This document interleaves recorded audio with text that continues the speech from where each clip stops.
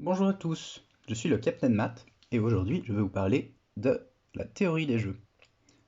Alors la théorie des jeux, c'est un outil très utile pour la sociologie, l'économie et pour bien d'autres sujets de société, donc aussi la politique, pour pouvoir modéliser le comportement de grands pays en temps de guerre par exemple. Donc ça peut être utilisé dans beaucoup d'endroits et nous partirons de quelques petits jeux basiques pour vous introduire à cette théorie. Donc dans la première vidéo, nous parlerons du jeu pierre-papier-ciseaux que vous avez probablement tous déjà rencontré dans votre vie, que ce soit en cours de récréation ou dans les moments de jeunesse, si jamais je vous le rappellerai, si jamais vous ne le connaissez pas. Et dans la vidéo 2, nous parlerons d'un jeu qui n'en est pas réellement un, mais plus une situation dans la vie de tous les jours, hein, le croisement.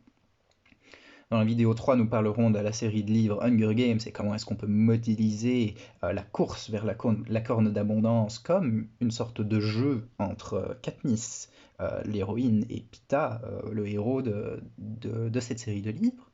Dans les vidéos 4 et 5, nous construirons notre propre jeu et déterminerons la meilleure stratégie au jeu que nous avons construit. Enfin, je vous donnerai surtout des outils pour le faire par vous-même. Et dans la vidéo 6, nous regarderons d'un peu plus près un jeu qui s'appelle le jeu de la confiance la modélisation qu'on peut faire de l'évolution de cette confiance grâce à un jeu en ligne qui s'appelle justement l'évolution de la confiance ou The Evolution of Trust en anglais.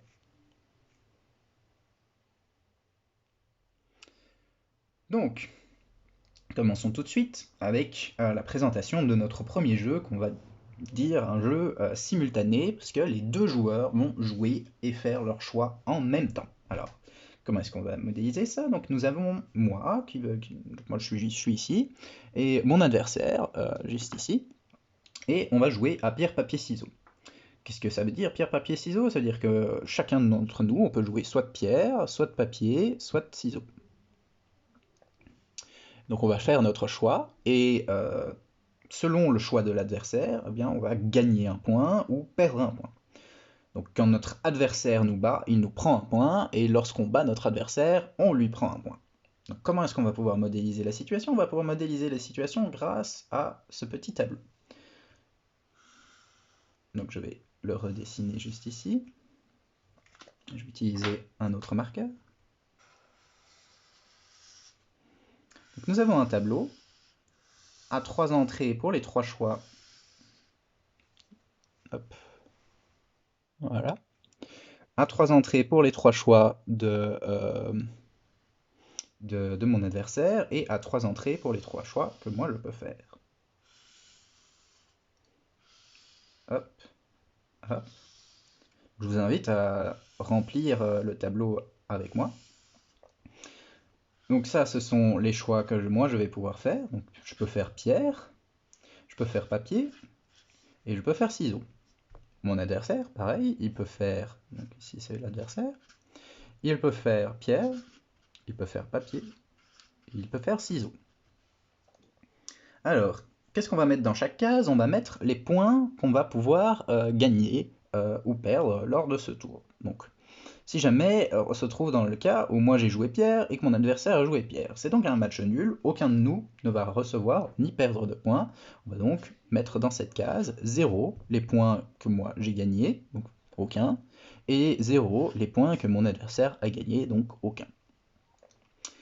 Maintenant, si on se trouvait dans le cas ici présent où mon adversaire a joué papier et moi j'ai joué pierre, eh bien moi j'ai perdu un point et mon adversaire a gagné un point parce que le papier emballe la pierre. Si maintenant j'avais été dans la situation où lui avait joué ciseaux, eh bien le ciseau se fait écraser par la pierre, c'est donc moi qui vais gagner un point parce que j'ai joué pierre, et lui qui va en perdre un parce qu'il a joué ciseaux face à ma pierre. Et on peut remplir comme ça tout notre tableau avec chaque possibilité chaque combinaison de choix entre celle de mon adversaire et mon choix à moi. Entre celui de mon adversaire et mon choix à moi. Donc, si jamais lui il a joué pierre et que moi j'ai joué papier, je gagne le point, et j'en prends un.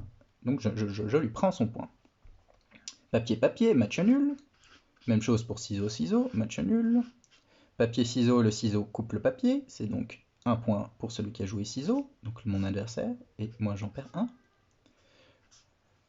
L'endroit où il y a ciseaux, papier, c'est juste ici, sauf que c'est moi qui joue ciseaux, donc je gagne un point et lui il en perd un. Et il reste encore une dernière case. Ciseaux contre pierre, c'est la pierre qui gagne. Un point donc pour lui et moins un pour moi.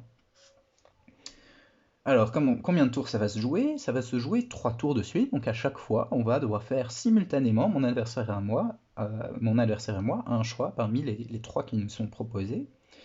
Et on va tout de suite regarder ce qui se passe avec un exemple. Donc, mon adversaire et moi, on se fait face, et on va jouer à pierre, papier, ciseaux. Pierre, papier, ciseaux. Ah, on a tous les deux joué ciseaux au premier tour. On a donc un match nul. 0, 0. Pierre, papier, ciseaux. Ah, j'ai joué papier, j'ai enrobé la pierre, j'ai donc gagné un point et mon adversaire a perdu un point. Ici, ce sont mes points, et ça, c'est les points de l'adversaire. Pierre, papier, ciseaux. Ah, cette fois-ci, c'est mon adversaire qui a joué pierre et moi, j'ai joué ciseaux. J'ai donc perdu un point. Donc on se trouvait dans cette case-là. Donc moi j'ai joué ciseaux et lui a joué pierre. Donc lui il a gagné un point et moi j'en ai perdu un. Et au bout de ces 3 tours, on fait la somme des points qu'on a eu à chaque tour et on se rend compte que moi j'ai eu 0 points et lui il en a eu 0. C'est donc un match nul. Donc le jeu est répété pendant 3 tours. On appelle ça un jeu répété. Alors, ça c'est le jeu. Maintenant, on peut se poser quelques questions par rapport à ce jeu, notamment si je sais maintenant que mon adversaire il va jouer pierre. Donc je me retrouve dans la situation où je peux cacher les deux dernières colonnes, donc je sais qu'il va jouer pierre. Quels sont les choix qui sont à ma disposition? Jouer pierre, papier ou ciseaux. Mais moi je veux maximiser mon gain, mon but c'est d'avoir le plus de points. Quel est le choix que je dois faire pour avoir le plus de points? On se rend compte, donc ça c'est les points qu'on va gagner, donc 0, 1, moins 1. Donc moi j'ai envie de gagner 1, donc je regarde quel choix je dois faire, et bien je dois faire le choix papier. Je vais donc devoir jouer papier si je veux pouvoir gagner un maximum de points. Regardons maintenant donc, la suite. Donc maintenant, deuxième question, quel est le meilleur choix à prendre tout court, donc sans information, lors d'un tour de pierre, papier, ciseaux?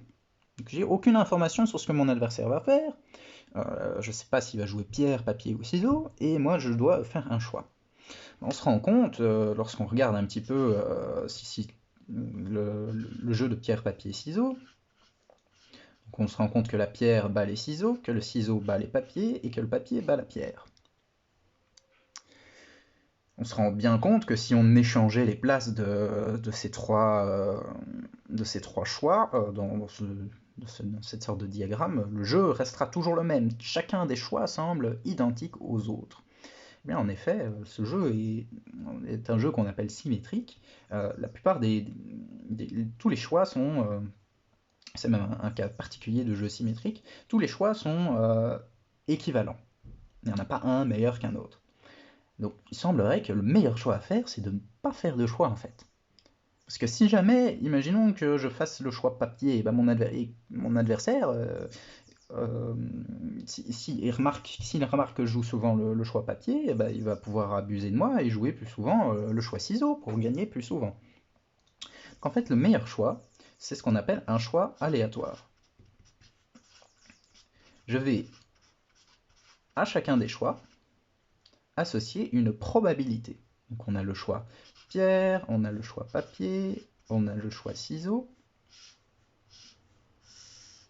Et à chacun d'entre elles, je vais associer une probabilité 1/3, parce qu'il y a 3 choix, et que je veux qu'il y ait la même probabilité pour chacun des choix, afin de ne pas en privilégier un.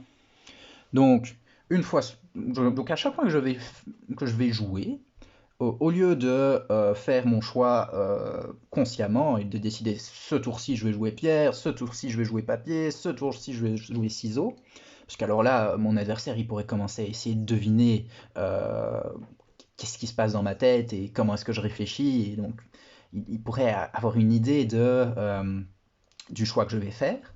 Tandis qu'ici, si à chaque fois que je dois faire un choix, je lance un dé, et si ça fait 1 ou 2, je vais jouer pierre, si ça fait 3 ou 4, je vais jouer papier, si ça fait 5 ou 6, je vais jouer ciseaux, eh bien je suis complètement aléatoire. Mon choix est complètement aléatoire, et mon adversaire ne peut pas le deviner.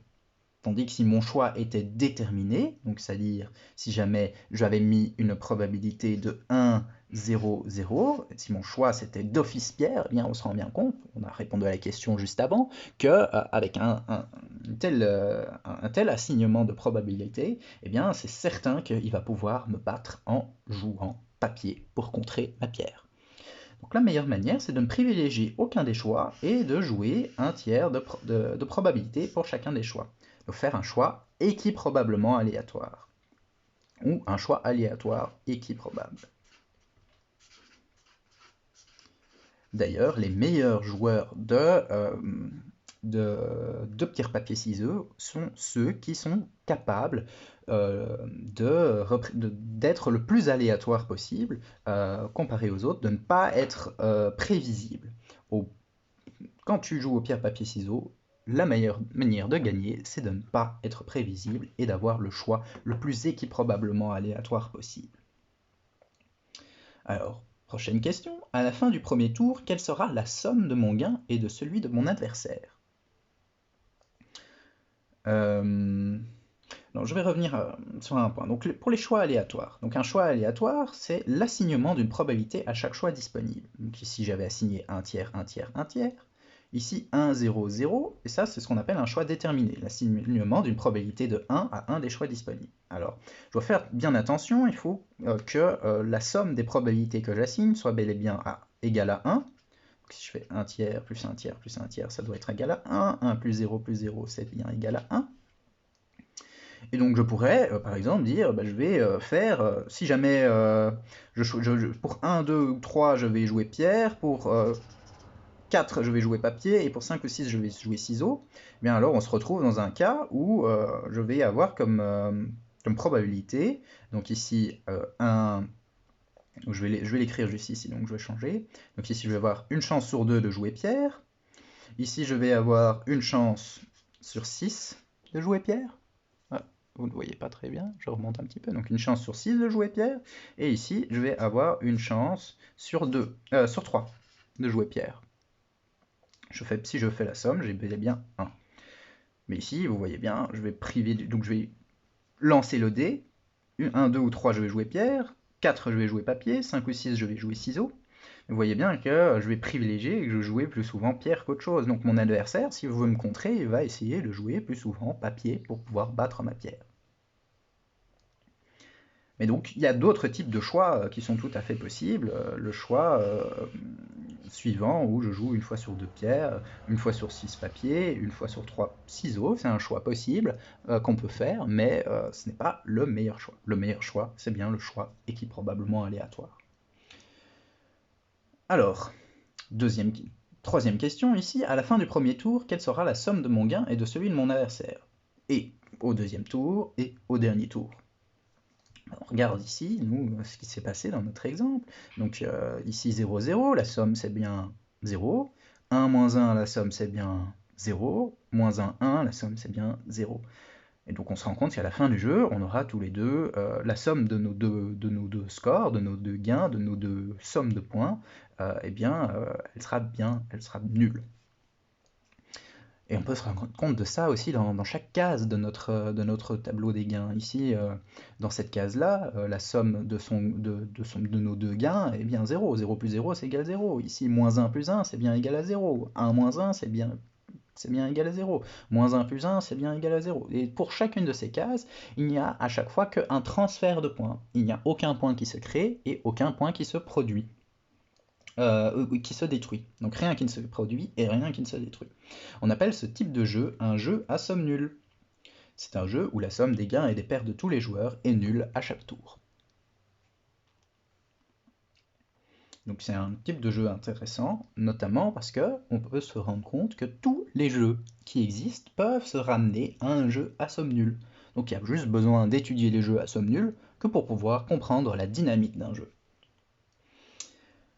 Maintenant, dernière question, et celle-là je vous laisserai y répondre par vous-même. Si je sais que mon adversaire ne va pas jouer pierre ce tour, donc dans quel cas est-ce qu'on se trouve? On se trouve dans le cas où je supprime toute cette colonne. Eh bien, il y a un choix qui va être meilleur qui va être moins bon que les deux autres, et je vous demande lequel est-ce?